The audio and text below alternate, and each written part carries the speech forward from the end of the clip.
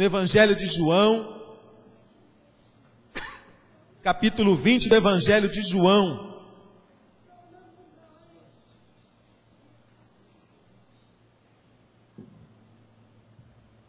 Versículo 19 ao 21.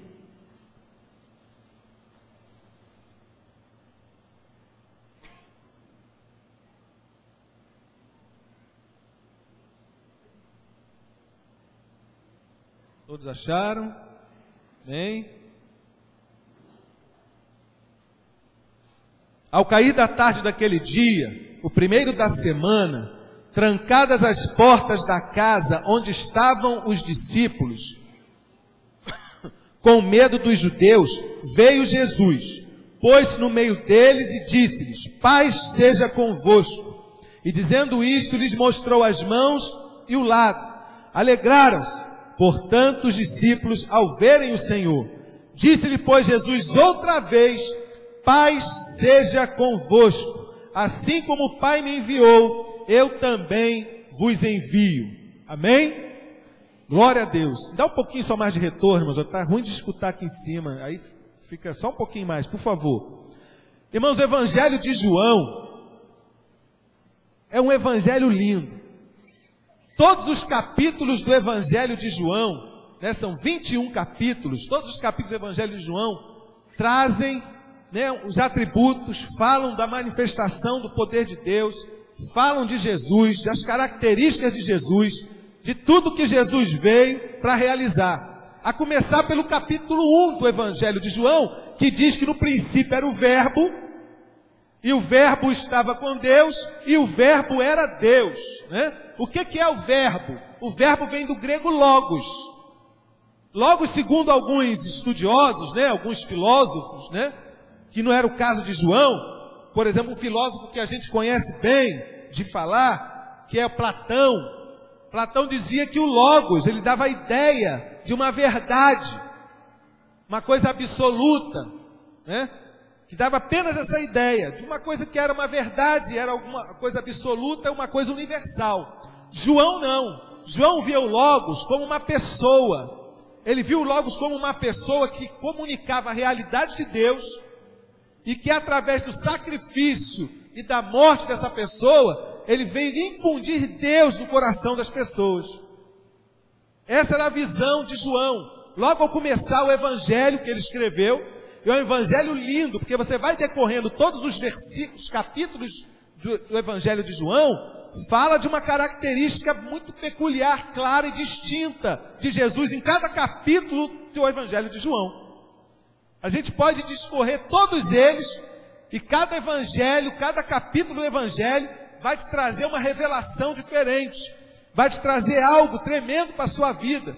Você vê, nós falamos do Logos, né? No 2, como nós já falamos aqui outra vez, que são nas bodas de Caná, né? Jesus ali é aquele que é o transformador, aquele que transforma, aquele que muda, aquele que realiza milagre, aquele que transforma, né, toda tristeza em alegria, toda dor em festa, aquele que transforma a alegria, o pranto em óleo de alegria.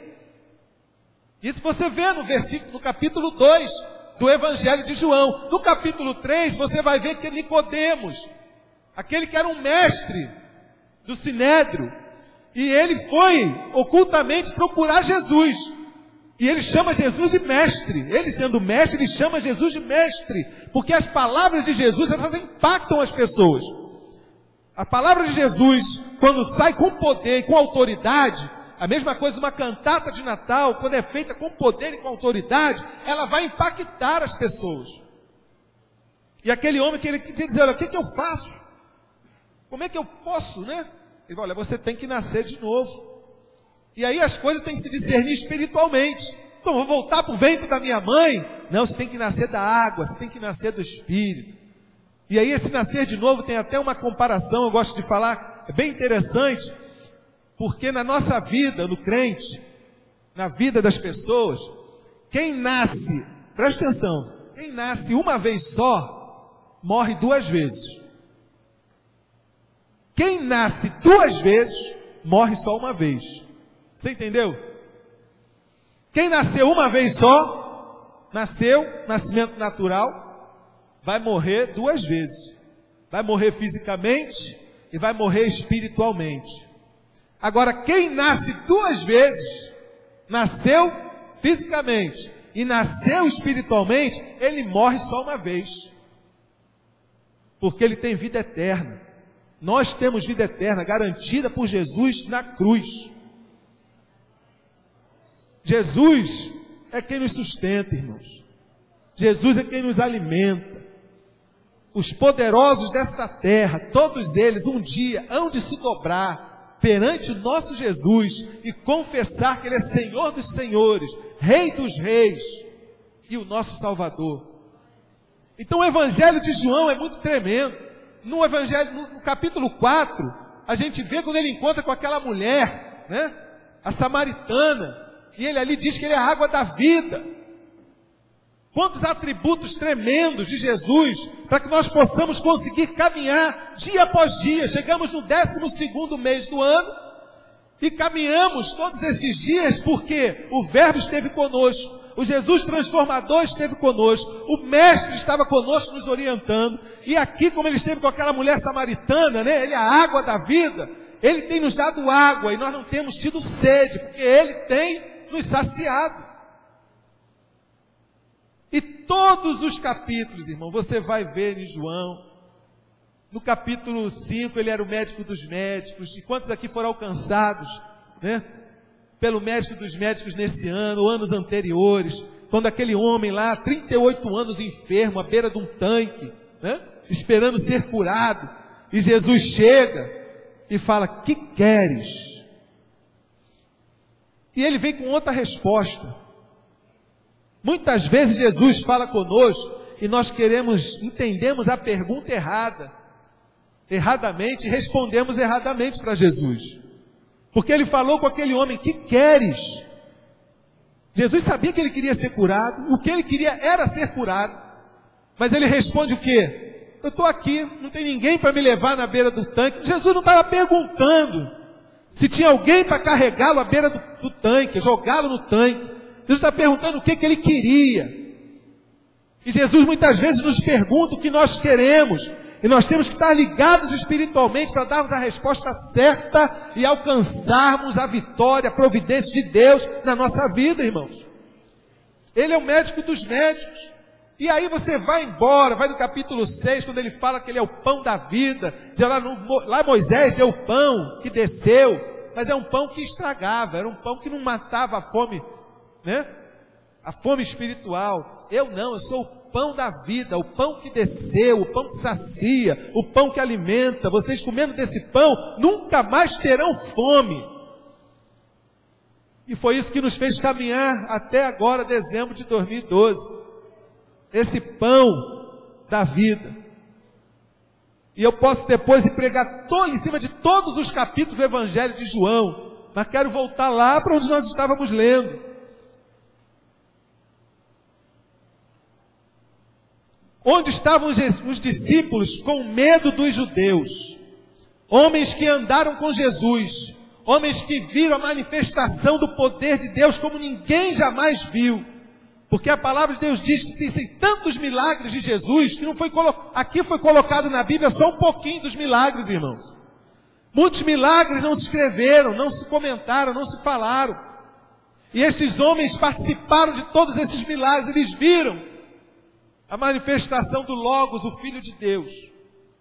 Mas no momento em que o bicho pegou, no momento que o negócio apertou, né, diz aqui que eles ficaram com medo dos judeus. E eles viram por quê? Eles viram Jesus ser levado à cruz. O mesmo Jesus que tinha falado para eles que ia ser levado à cruz. O Jesus que disse para eles que era necessário que aquele templo fosse destruído, mas que aquele templo iria ser reconstruído. Eles viram Jesus morrer. Eles viram quando Jesus morreu se fazer treva. Se fez treva, diz a palavra de Deus. Houveram estrondos. Mortos ressuscitaram. Eles viram tudo isso. E mesmo assim tiveram medo. Alguns, quem sabe, têm caminhado às vezes com medo. Caminha com medo. Crê, mas tem medo. crê, mas às vezes duvida. E o medo, irmãos, o medo é um tremendo adversário que nós temos para alcançarmos as promessas de Deus na nossa vida. Aqueles homens que eram homens experimentados, homens que enfrentavam o mar, alguns pescadores, mar bravio, eram homens corajosos, mas eles tiveram medo.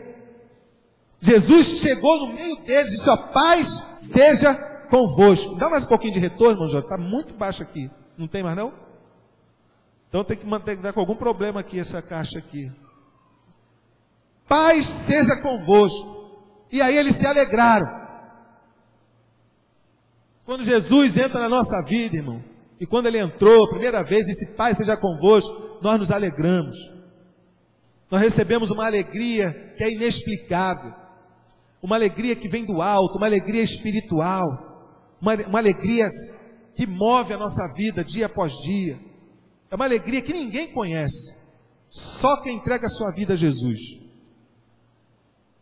E eles alegraram-se. Mas isso não impede, né, que depois dessa alegria, que a gente tenha ainda adversidade na nossa vida. Mas Jesus disse o quê? Que Ele estaria conosco todos os dias até a consumação dos séculos. Último capítulo de Mateus, capítulo 28. Estarei convosco todos os dias até a consumação dos séculos.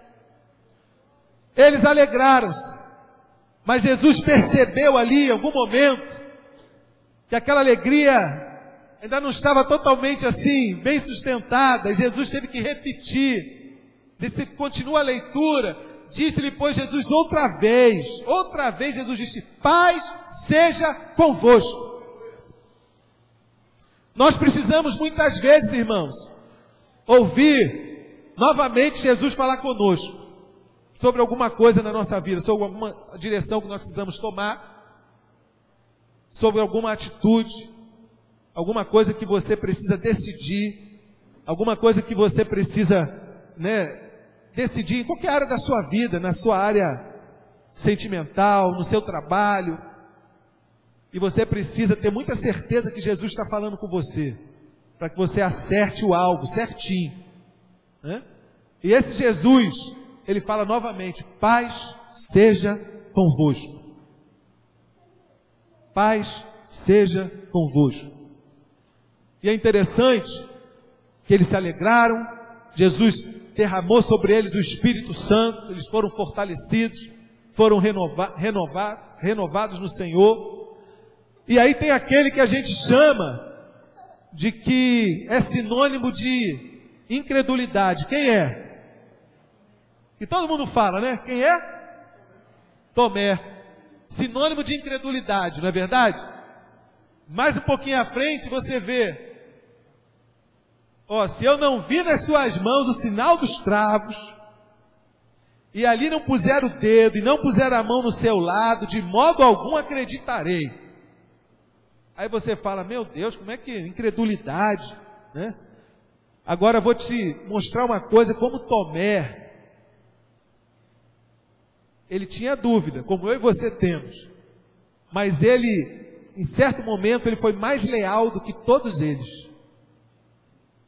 Mais leal do que todos eles. Volte um pouquinho no Evangelho de João, capítulo 11, do Evangelho de João, um versículozinho que mostra, no 16, todo mundo conhece Tomé pela sua incredulidade, mas no versículo 16 do capítulo 11 diz assim: então Tomé, chamado Dízimo, disse aos condiscípulos: vamos também nós para morrermos com ele. Foi o único que se posicionou com uma decisão de que morreria com Jesus. Foi o único, irmão.